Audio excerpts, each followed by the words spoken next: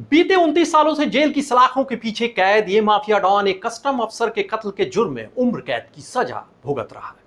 शुक्रवार को इस डॉन के लिए एक अदालती फैसला राहत का पैगाम लेकर आया।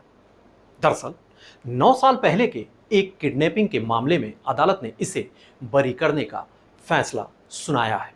नमस्कार, मैं हूं ज्ञानेश शुक्ला। यूपी का ज्ञान में आज हम चर्चा करेंगे प्रयागराज के कारोबारी पंकज महिंद्रा के बहुचर्चित किडनैपिंग केस की और इससे माफिया डॉन बबलू श्रीवास्तव के कनेक्शन की। आज से तकरीबन 9 साल पहले 5 सितंबर 2015 की रात प्रयागराज के सर्राफा कारोबारी पंकज महिंद्रा जवाहर स्क्वायर कोतवाली क्षेत्र में स्थित अपनी ज्वेलरी की शॉप को बंद करके रोज के मानिंद कार से अपने घर के लिए रवाना हुए। यह उनका डेली का रूटीन हुआ करता था, लेकिन उस रात वो अपने घर नहीं पहुंच सके। दरअसल रास्ते में ही पंकज की कार को ओवरटेक करके बदमाशों ने रोका और कार समेत उन्हें अगवा कर लिया असलहों के दम पर। बाद में पंकज महिंद्रा की कार संगम स्थित बंधवा में लेटे हनुमान मंदिर के पास लावारिस हालत में मिली। राहगीरों से सूचना मिली तो पुलिस ने जाकर कार को बरामद किया।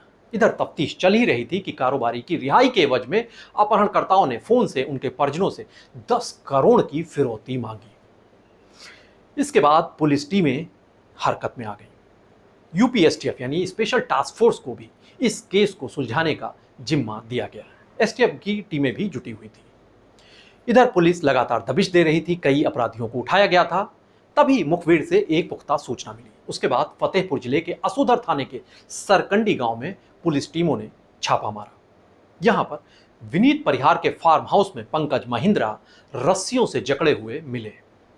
मौके से पुलिस ने संकल्प श्रीवास्तव उर्फ गोलू को, गोरखपुर निवासी महेंद्र यादव, सच्चिदानंद यादव उर्फ संचिता, बरेठी थरवई के निवासी चंद्रमोहन उर्फ बबलू यादव, इन्हें गिरफ्तार किया। इनसे पूछताछ जब शुरू हुई तो पता चला जो संकल्प श्रीवास्तव है ये माफिया सरगना बबलू श्रीवास्तव का भांजा है।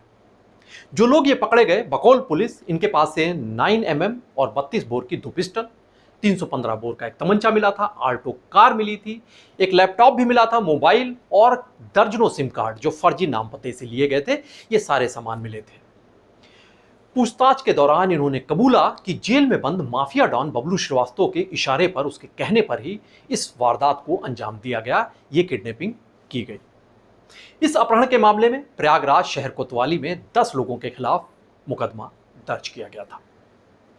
बबलू श्रीवास्तव पर पुलिस ने आरोप लगाए अपने चार्जशीट में कि जेल में रहते हुए उसने अपहरण की साजिश रची और अपहरण का जिम्मा अपने करीबी रिश्तेदार यानी अपने भांजे और उसके गुर्गों को दिया।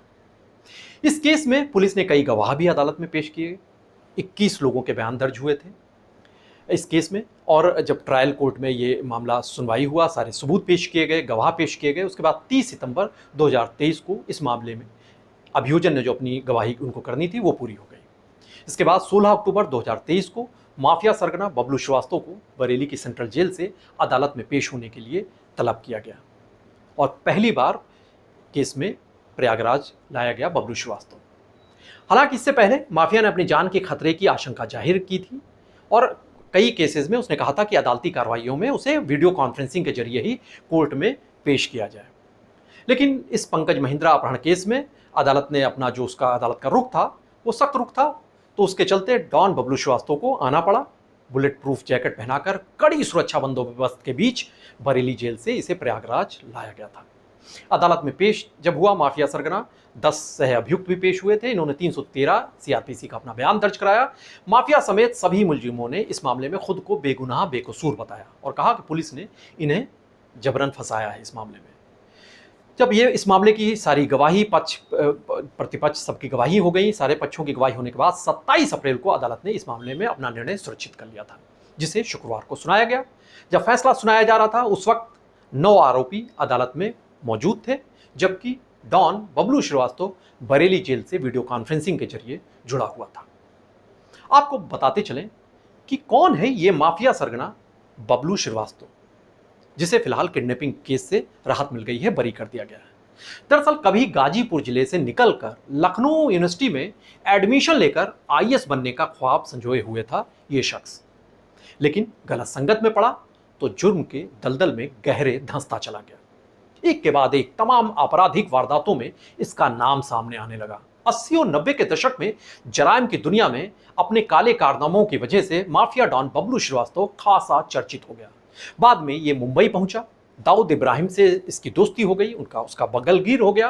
कहा जाता है कि दाऊद इब्राहिम के इशारे पर इसने कई आपराधिक वारदातों को अंजाम दिया, लेकिन मुंबई बम विस्फोट के बाद ये दाऊद इब्राहिम से अलग हो गया। उसके बाद ये विदेश चला गया। 21 अप्रैल 1995 को सीबीआई की टीम ने सिंगापुर से इसे गिरफ्तार किया और उसके बाद भारत लेकर आई। गिरफ्तारी के बाद बबलू श्रीवास्तव को कुछ समय तक तिहाड़ जेल में रखा गया था, वहां से कानपुर जेल भेजा गया। उसके बाद उसे नैनी जेल शिफ्ट किया गया था प्रयागराज में। साल 1999 में बबलू श्रीवास्तव को बरेली सेंट्रल जेल में शिफ्ट कर दिया गया था और तब से वो उसी जेल में सलाखों के पीछे। इस शख्स के खिलाफ कुल 4 बड़े मामले थे, जिनमें से 3 में तो वो बरी हो गया, लेकिन कस्टम अफसर एलडी अरोड़ा हत्याकांड में उसे उम्र कैद की सजा हो गई। यह कांड उसने दाऊद इब्राहिम के इशारे पर किया था। पिछले 25 सालों से बबलू बरेली जेल में सलाखों के पीछे उम्र कैद की सजा काट रहा है। कारोबारी के फिरौती की संगीन वारदात में माफिया सरगना बबलू श्रीवास्तव और उसके भांजे को दोषमुक्त करार देते हुए 8 आरोपियों को प्रयागराज की जिला अदालत ने सजा सुना दी।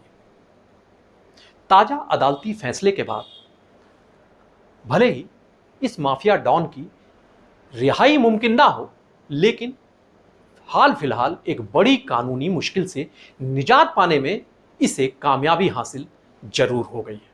उत्तर प्रदेश की तमाम बड़ी अहम खबरों को समझने परखने के लिए आप बने रहिए पीटीसी न्यूज़ उत्तर प्रदेश के साथ। नमस्कार।